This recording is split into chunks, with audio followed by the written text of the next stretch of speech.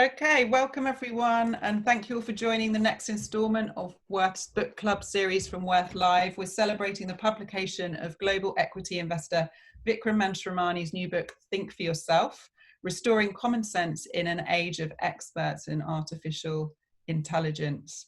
Firstly, I hope you and your loved ones are all keeping well during what has been an incredibly unusual and challenging few weeks and months for so many people.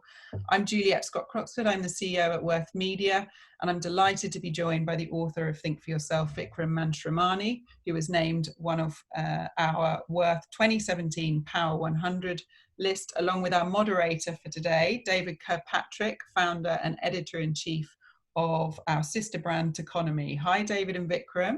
Hello, how are you? Very well, thank you. So a few housekeeping notes before I hand over to David, and a very warm welcome to everyone. This is a conversation, and we do welcome questions from the community and from our audience and everyone that's joined. You are muted on entry into this session, but if you look at the bottom of your screen, there is a chat symbol and a chat function. If you chat your question to me, Juliet Scott-Croxford, or into everyone in the chat function, I will read that. I'll see that question directly, and I can either weave it into the conversation if you prefer to stay anonymous, or we'll open the question to you as we go. So without further ado, Vikram and David, welcome, and over to David to take it from here. Thank you, Juliet, and welcome, Vikram. So your book is called Think for Yourself, and the cover, which is really quite humorous, shows a car driving over a cliff, which instantly evokes an over-reliance on Google Maps. But explain what you mean. Think for yourself sounds kind of self-explanatory, but give us a little more detail. What is it that you're writing this book to explain to people and to achieve? Sure. So first of all, I want to thank Worth for hosting this event, and David, thank you for taking the time to moderate and ask me some questions about the book. So I appreciate it, and congratulations. Pub Day was yesterday, so you're in a good moment here. Yeah, perfect. So thank you. So why did I write this book? One of the reasons I wrote this book is to help people figure out how to deal with all the experts and technologies that are trying to hijack your thinking.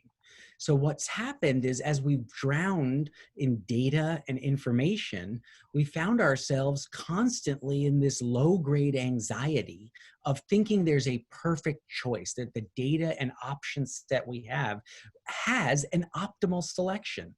And so what we've concluded is we're not able to figure that out, but someone else is. And so let's turn to experts and technologies to help us optimize. And what's happened as a result of that, David, which I think is to answer your question, is we as a society have gone like a ping pong ball between complete deferral to experts and complete dismissal of experts. And that's fundamentally what I think is wrong. And what I'm suggesting is a different course, one that keeps experts on tap, but not on top. And so what I'm saying is that we need to tap into experts, learn from them, take what they offer, but not be blindly deferential to them or subserviently following their recommendations. We need to think for yourself. Right. And it's interesting. There's sort of a self-actualization element to what you're saying here. Do you think most people realize they have this problem, or are we so in the thick of it that we don't even see it?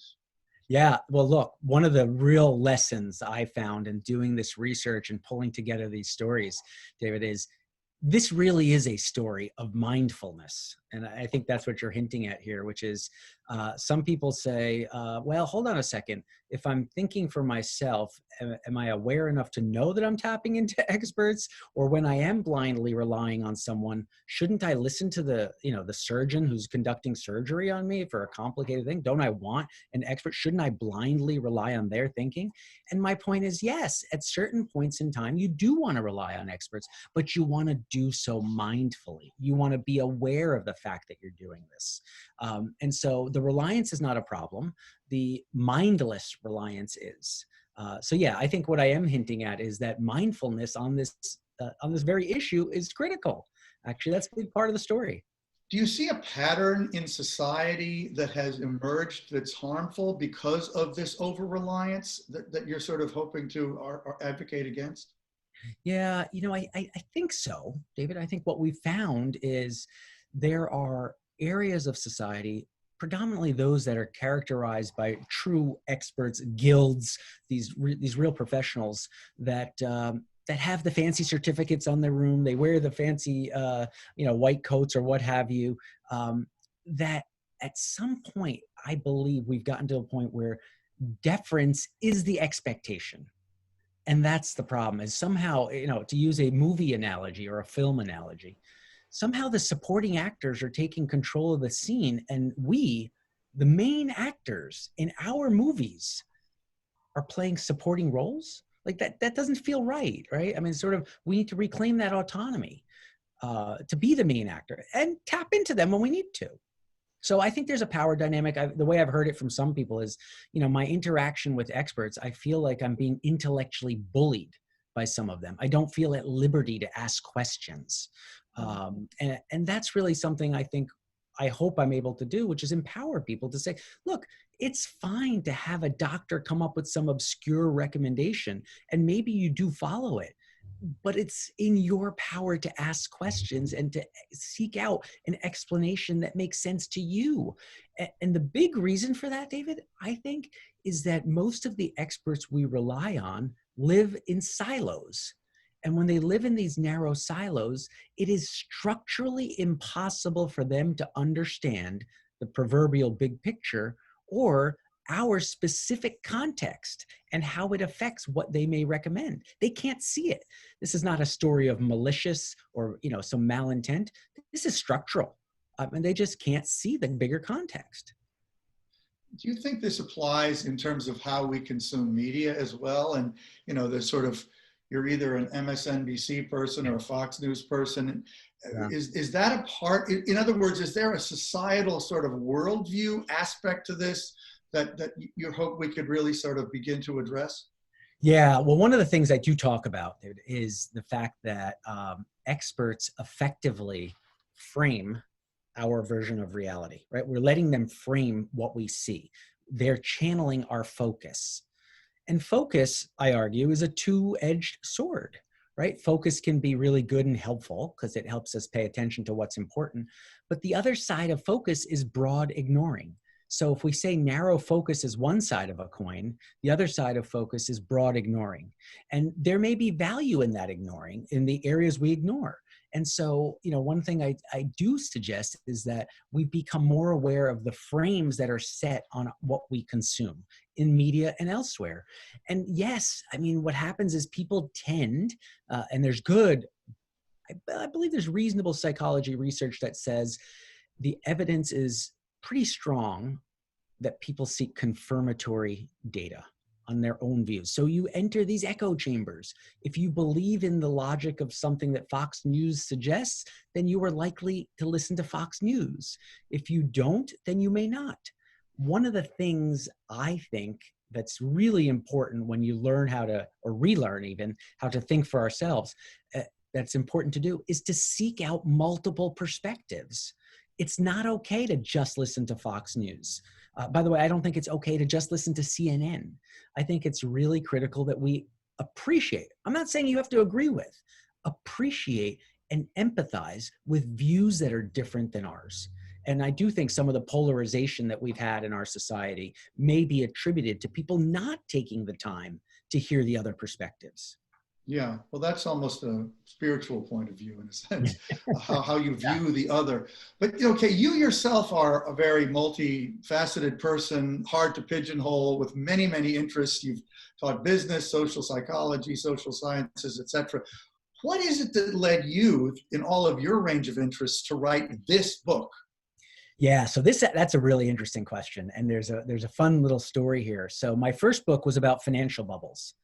And it was a complex, uncertain phenomenon known as a financial bubble that I suggested that one could understand by using multiple perspectives and multiple lenses. And when I did that, I gave talks on it. And it was a fascinating thing that happened around 2013. There was an older individual, I think he was in his early 90s, who came up to me after one of my talks and said, "This is a great framework. I want to keep in touch." And so I gave him my contact information. Probably 9 months later, he reached out and he said, your framework for spot and bubbles, it helped me navigate through a cancer diagnosis. And I said, "Wait, what?" And then I got to thinking. I took a couple of years off as part of a fellowship at the Kennedy School. And I realized that actually this way of thinking is a broadly applicable way of navigating uncertainty. And navigating uncertainty requires multiple lenses and triangulation of different data points. And as I got into that, I realized the expertise and the role of technology in framing our perspectives. And so what I wanted to do was make this message, which I think is broadly applicable, digestible, fun to consume, and the book is the result of that effort. That's an interesting story. Well, obviously, I don't think anyone on the Zoom here would be likely to argue that we have never been in a more uncertain time in most of our lives. So navigating uncertainty is a very urgent challenge that we all face right now. But talk a little bit about some of the factors in that environment that you're particularly worried about. You talk about the paradox of choice. Maybe you should drill down into that a little bit and explain what that is and why that's problematic. Sure. So, I know, David, you and I talked about one of the stories I think you got a chuckle out of in the book about the story I identified with, actually. about my wife and I trying to choose a movie. Well, the reality is this paradox of choice, I think, is very real. And it's very real in the sense that there are so many options that we are constantly feeling that there is a perfect option, that there is, in fact, a fear of missing out on that optimal choice, the correct decision. And so, in the book, the story we shared and discussed earlier was, my wife and I are trying to choose a movie, and it doesn't work because there's this expectation of perfection and this fear of missing out. And so I think that's part of the problem here, right? Is that we try maybe too hard, given the choices that exist, to find the optimal, when in some cases we should probably just do what the Nobel Prize winner Herb Simon said, which was satisfice. The stakes are low. It's okay if we watch a movie. Maybe we don't like it, and it's a 2-hour investment that's lost. Now, I would suggest we don't do that, and we actually take the rigor of thinking through, decisions with more analytical rigor, I guess is the right word. If it was a decision with high stakes, a medical decision, financial decision, etc. Well, we are surrounded by choice to an extreme degree. And you talk about triangulating and trying to get what are some tools, to get to this satisficing, which is a strange word, by the way, but okay, if you want to use it. How do we get there? Sorry, say that again. I was going to say that's not my. How do we get to this satisficed point of view, sure, given that we are all swimming in almost unlimited choices in whenever we consume media is a great example, but when we shop, there's so many things, so many times where also you talk about online dating, which is a great example also. Yeah. Well, let's talk first about the satisficing, because I do think there's a way to make that happen, David. I'll give you an example from the world of investing. Oftentimes, financial advisors and others involved in providing investment advice will suggest that, we're going to produce a portfolio that we think will produce the best returns for the given risk, and we're going to try to maximize the returns per unit of risk that we take, right? And so they try to become, we'll put this portfolio together. Well, what if instead of trying to maximize returns, that you adopted a different framework where the objective was, I want to have $200,000 in 12 years for this college tuition that maybe it should be $500,000, excuse me, because there is inflation there. Sadly. But for this college tuition for a child of mine in 12 years. And I don't really care about a penny in excess of that. Really what I want is that objective to be hit. My suspicion is the investment logic that you would pursue would be different. you would be focused on maximizing the probability of hitting that objective. And, not to get too sophisticated in a financial sense, but 12 years of time value means that you could sell an option of value above that return, and that premium you would receive would be pretty significant. And so I think there's something to that as well. And we should potentially, consider that as a way to change the logic from one of maximizing towards one of satisficing in a way that I think makes it understandable. So it's changing what we maximize effectively, maximizing the probability of success rather than the amount. So go back to this issue though, give us more tools that you write about to navigate this excessive choice environment that we all are swimming in all the time. Yeah, well, it depends again what they're for. So, but think about the choices that may exist in an uncertain environment where you're not even sure which direction you might want to go in, right? So here, one of the things I suggest is that you play through various scenarios. One of the strategies I talk about for navigating uncertainty is to think through not just the future, but I say think through multiple futures. Right. And so you have to think about the world as it could be, as opposed to the world that it is, and the worlds that it might become. And I think that changes the way people think.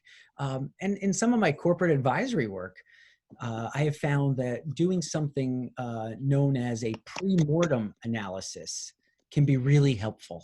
And I talk about this in the book in the context of a corporate decision I advised on, but a pre-mortem analysis is literally taking yourself in a scenario into the future and imagining failure, not success, right? The natural default operating assumption we all have is that the decisions we make will lead to good outcomes.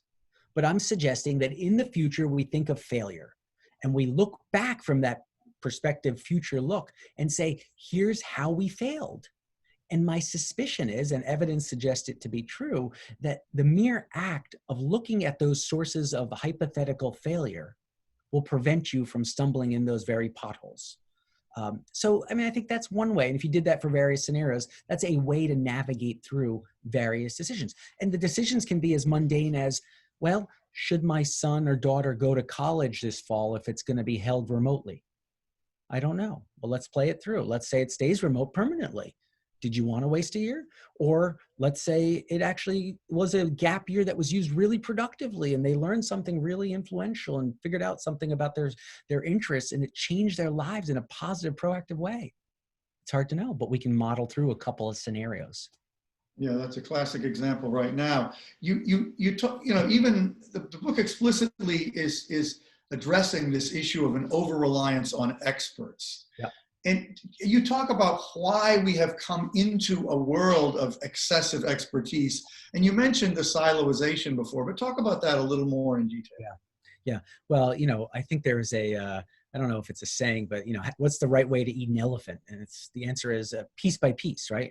Break it into pieces. And so apologies to any elephant fans that may be on the call. No offense intended. But the idea is when something's overwhelming, we break it down into parts.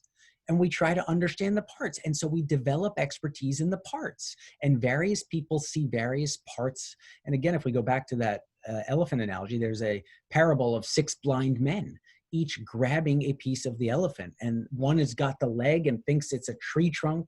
Another one grabs the tail and thinks it's a snake. One grasps a tusk and thinks, et cetera, right? So what we realize is when we break things down, people don't see the whole. And there is something unique about the whole that is not available to those who only see parts. And that's really what I'm getting at when I say the siloization problem. And we've got examples galore. One in the book that I'm happy to talk about is sort of the heart health. But again, let me pause there because I don't want to go down a rabbit hole unless you want to go down this one. No, you can go down any rabbit hole you want. You're the author. But you also talk about how there's an incentive to specialize that is very all pervasive. And the reward systems we have tend to push people towards specialization, which then causes them to lose the big picture, which means it's harder to rely on them. Am I summarizing right there? Yeah, no, I think that's right. I mean, what happens is this tendency towards specialization. And by the way, there's other authors who have written about this. There's a great book by David Epstein called Range, which I think characterizes some of these dynamics. There's other books out there. So I don't think what I'm saying here is unique, but there's a whole architecture in our society that tries to get people to be narrow and focused and deep. And think of the buzzwords in business literature: core competence, unique skills, deep expertise, specialist, etc. And so those dynamics are real. And by the way, it starts in academia, in college. You're asked to major in something. A major is a focus, and we want you disproportionately oriented in this silo: economics, psychology, sociology, etc. By the way, there's some experiments to break that. One I was involved with is over in Singapore, Yale and US College. They got rid of the department structures. So now there's a social science grouping of faculty members and students, but not a psychology or economics, because these domains overlap and there's new insights we can find when we don't put these silos up. So I think there is this sort of societal structure that says specialize, get narrow, get deep quickly, and you'll get paid better for doing so. I'm suggesting that may not be the ideal, particularly in times of uncertainty. Well, when we were prepping, we were talking about the liberal arts and a liberal arts education as sort of the antidote to that. Give us your thoughts on that. Yeah, well, I frame it, David, in the logic of skills-based education, right? So especially in times of high unemployment, as we're currently entering and feeling ourselves in the United States, the political response has always been, wait, we don't need more art history majors. Wait, there's no value in studying archaeology. We need skills-based training. I think you even quote Obama saying something like that too. That's right, I do. I quote a bunch of political leaders in the book that said exactly that. We don't need art historians, yeah. And so, but I actually think that's the wrong way to think about this, because skills will come and go as technologies advance and as our needs as a society change. Those are dynamic demands. And so skills can fit them at a particular point in time. And so if we go down this skills-based logic, I think we need to be prepared to constantly reinvent the skills curriculum and constantly be training and that's fine. That's an approach. The other approach is to, in fact, teach the individual the sort of general framework for how to think and how to learn, which I think liberal arts, as cliched as it is, that's what it does. Yeah. It forces you to question assumptions and learn how to learn. So that's a skill that's effectively evergreen. And I think it's more important in dynamic, uncertain environments to have more flexible people. And I believe, actually, it's also useful in challenging labor environments, because the liberal arts graduate, I think, can go into multiple positions rather than a skills-based. A welder can probably only weld.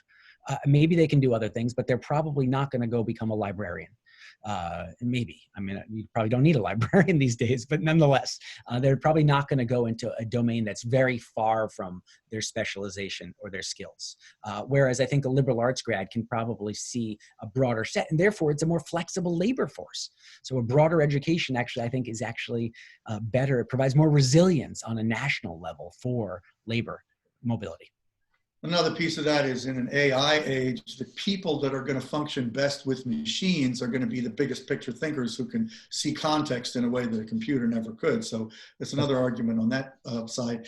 We've got a bunch of questions from the listeners, but I want to just ask you one thing about the environment we're in, which is so singular and historic and weird. The COVID crisis, the pandemic. Do you see this over-reliance on experts and failure to think for individual selves playing out here in ways that illustrate your point? Yeah, I do. I mean, I think part of this ping pong ball, David, of blind reliance and complete dismissal of expert guidance has gone back and forth with don't wear a mask, wear a mask. We're going to do this. We're not going to do this. Some places are going to shut down. Some are not. We have outdoor seating, but not indoor opening, or what have you.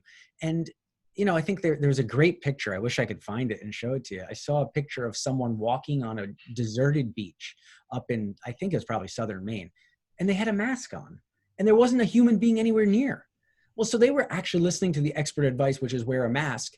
But the context was, if you're by yourself with no human beings around you, you maybe don't have to wear a mask, especially if you've been asymptomatic for a month living in a house by yourself. But yet people, okay, so anyway, that's maybe a humorous example, but you get what I think you get what I'm getting at. Yeah. Hey, Juliet, who would we go to from the audience? Yeah, I think you've just answered one of the questions, which was related to how we should be using context to help us to know when we need to seek the opinions of others. I think that you gave was a good one. Well, Juliet, let me add to that though, because there is a section of the book where I try to say, when should we turn to experts and when shouldn't we? And there's a framework for thinking about that specific question.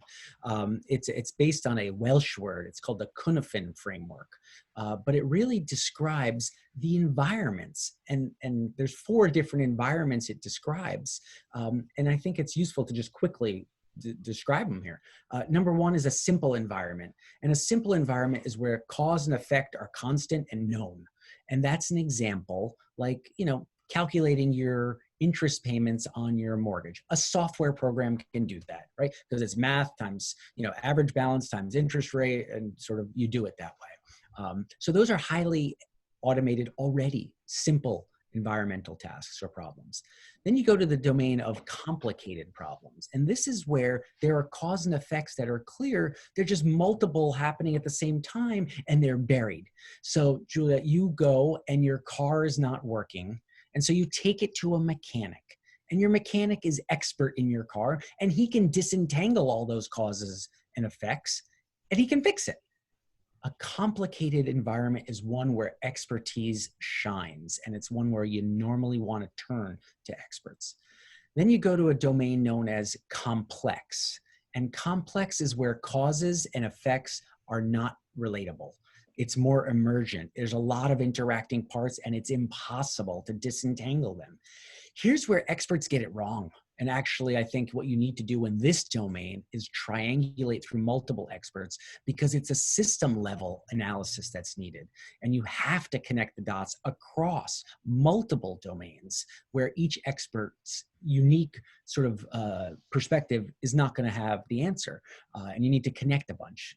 So that's where I would suggest. And then, of course, you get the 4th part of this framework is chaos, chaotic environments. And that the only hope you have in a chaotic environment is to break it down slowly into multiple complex environments to be able to try to get your arms around it. So anyway, that's a framework that I have and I thought would be useful to. And there's a question, I think we can go to Eric Gordon now. We touched on it a bit, but it's and I think a lot of parents are sort of grappling with this at the moment, which is regarding the choices that college students face in the fall, and the advice being given by colleges versus experts around guidance around social distancing. Eric, let's go to Eric, and he can ask the question, but I think it's an interesting one to think about how you apply your methodology to that.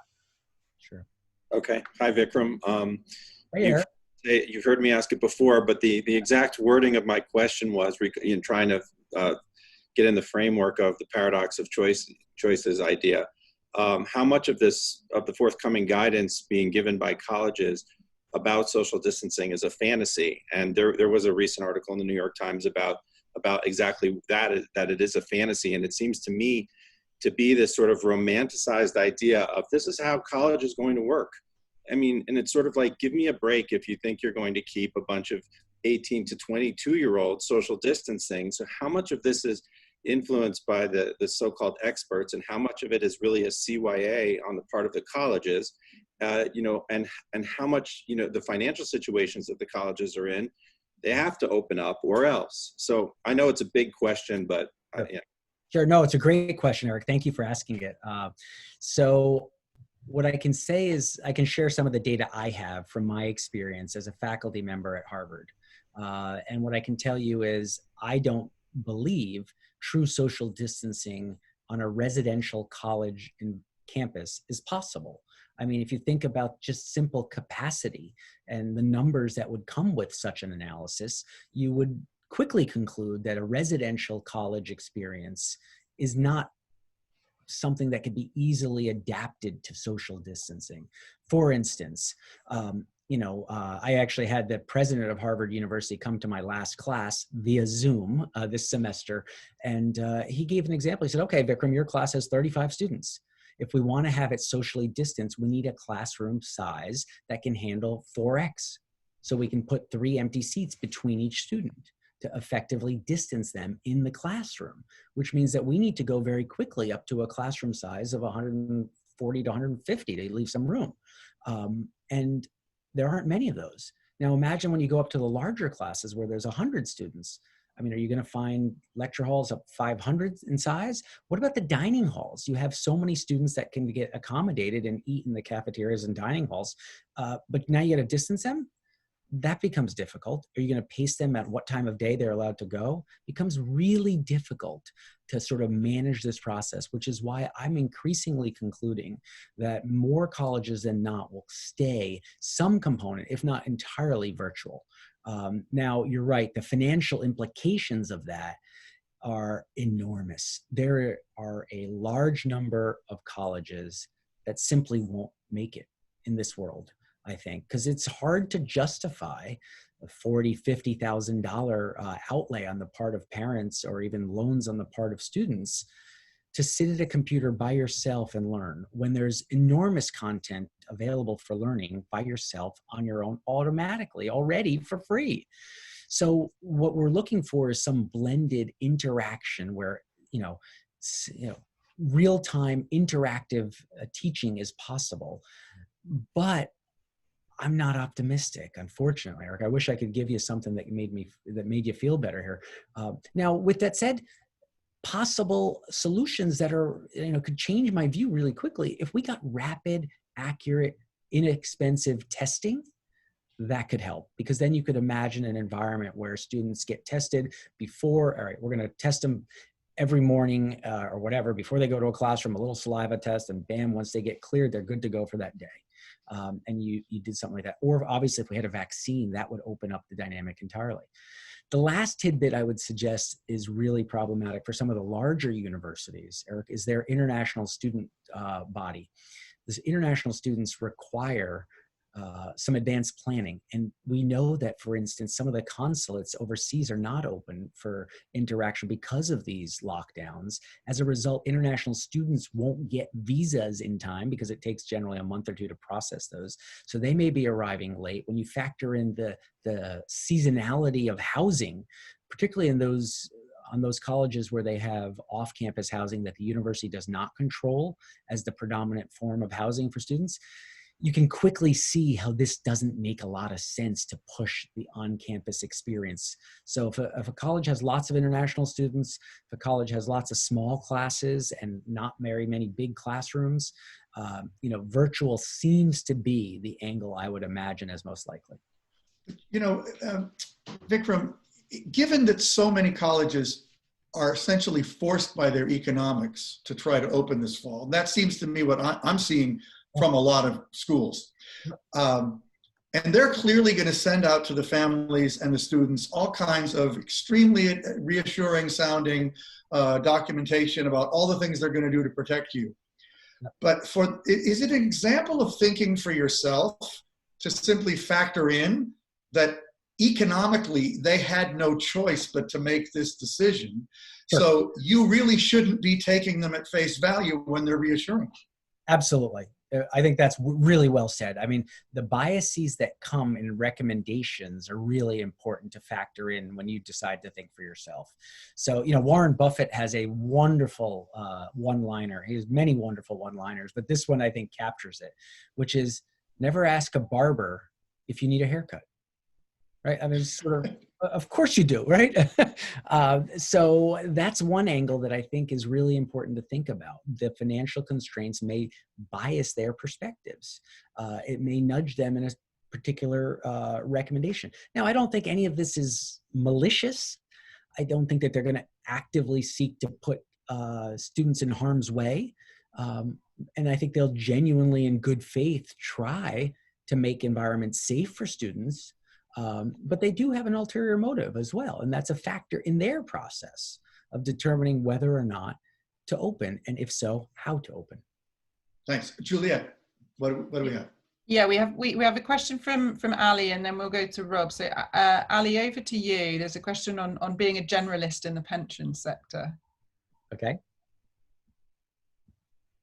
Hi, Vikram. Thanks. Enjoyed your presentation. I just had a question. I work in the pension sector, and I just started working in this sector about a year ago. And in terms of kind of advancing in the pension sector, yeah. I was wondering, from what I see, a lot of the people who have advanced up to senior levels, a lot of them are specialists.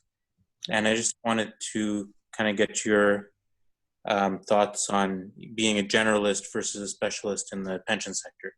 Yeah, look, I mean, the truth is, I think every unique environment requires a specific logic to it. And so I don't have a generalization I can give you here, other than it's my belief that a diversity of experiences in whatever domain you are trying to aspire to is really important. And so within the pension space, I mean, there's the operational components of pension, there's the governance components, there's the investment side, there's there's a whole bunch of different functional experiences that one can try to develop to build a general understanding of the pension business. And so think of it almost as a nested level of what the Matryoshka dolls that they occurred in Russia, where one was inside the other. So maybe you can think of pensions as a really broad area and broaden within there. And then possibly, depending upon where you go with your career, you could go from pensions to investing generally, possibly to finance, maybe to corporate finance, and you can expand wider as you go. But even within the pension world, it's really important to think about all the dynamics. You can easily look at sort of regulatory policy relating to 401ks and pension accounting. You can look at what's happening geopolitically and how that could impact interest rates that affect some of the funding levels for pensions, et cetera. So even within that domain, you can look broadly. But the one thing I will close with here, Juliet, before I say, is I'm generalizing a lot here, and I'm often reminded, by Donald Rumsfeld's quote that all generalizations are false, and then he adds a little interesting tidbit, which is including this one. So all generalizations are false, including this one. That's a frighteningly open-ended quote. Yeah. And Rob, let's go to you, because you've got an interesting question on positive disruption. Thank you, Juliet. Can you all hear me okay? Yeah. Okay. Well, first of all, I know Worth does art and fashion. Vikram, nice to meet you. I didn't mean that our shirts to be kind of too similar here, so I'm redundant there. So it's either bad or good that got the same shirt nearly. But yeah, I submitted a note there on positive disruption. I was curious if you have some underlying characteristics common between what you've seen from successful disruption in business, or even student-wise or faculty, knowing that Zuckerberg and Gates came out of Harvard as undergrads. So I think that would be interesting to hear from this end. Thank you. Yeah, look, I think it's a fabulous question that you're asking, because in fact, the conclusion of the book tries to get at this very essence, which is how can we really get breakthrough thinking? And one of the things that I describe is embracing fresh eyes and sort of, you use the example of Gates and Zuckerberg, both of whom dropped out, right? They were the inexperienced of the inexperienced. They didn't know what they couldn't do, right? They literally didn't know what they could or couldn't do.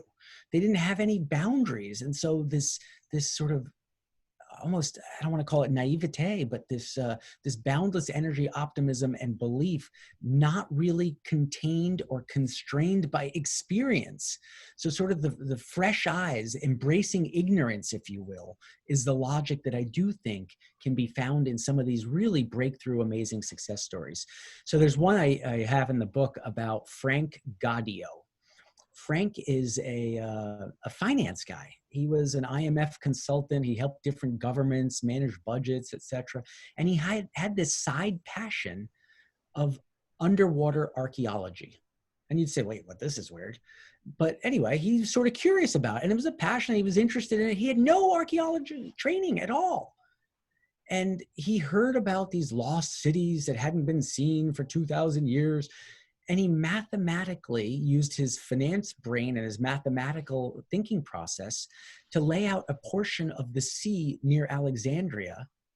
And the result was, after doing that, he discovered a lost city, the largest underwater archaeological find in possibly the history of the world, or definitely the field. Here's someone from outside the field who came up with this process to discover this. And that's what I mean by sort of the fresh eyes, the embracing of quote unquote ignorance. I mean, I use ignorance in quotes because it's not ignorance. It's sort of, the lack of knowledge in a particular domain. Because what happens is you enter it and you ask what may be naive questions that unveil assumptions that have prevented progress. And so asking those questions, as naive as they may be, could result in massive breakthroughs. So, I like to tell people who say, oh, I have no experience in that domain, I don't know what I can add. So you could probably add a lot. You just don't know it yet. Okay, Vikram, we have before us an extreme example of that in our president. Talk about people who really don't feel that they need experts and feel that their own intuitive impulse is the right one in making almost any judgment. How do you think about him in the context of your argument? I love the he who has not been named. I love it. Look, so people have said, Vikram, you're suggesting think for yourself. Our commander-in-chief thinks for himself, and I'm not so comfortable with some of those outcomes.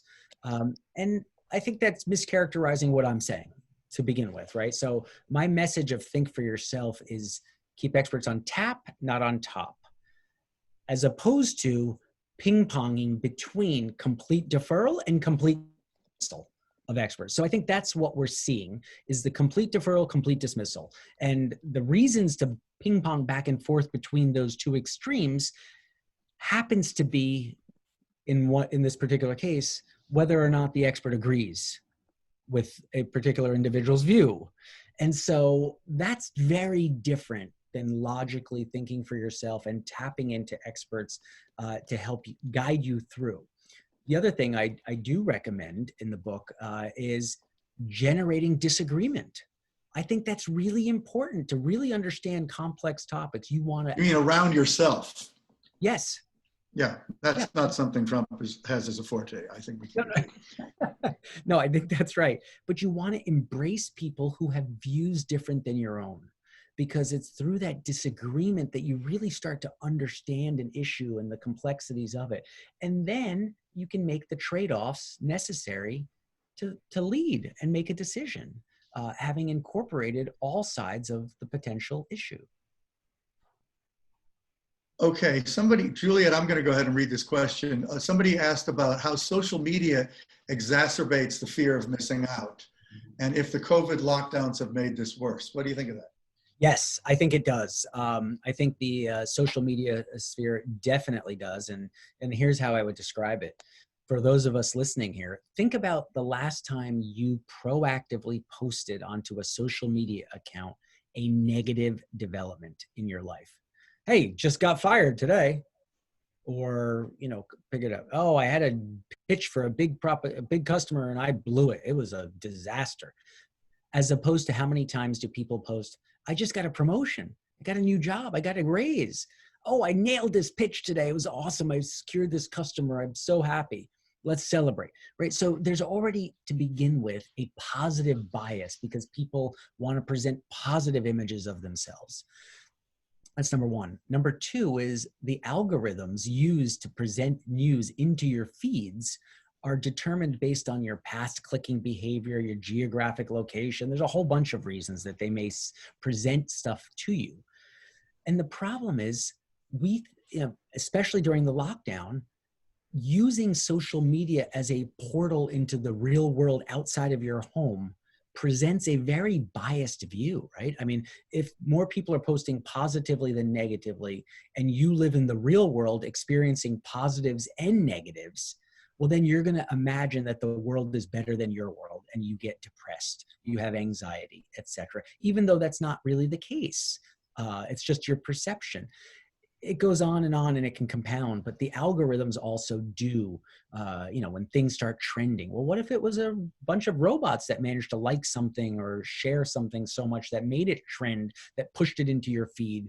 And disinformation campaigns happen. I mean, we know what happened in 2016, that there was definitely some attempt to influence people's perceptions.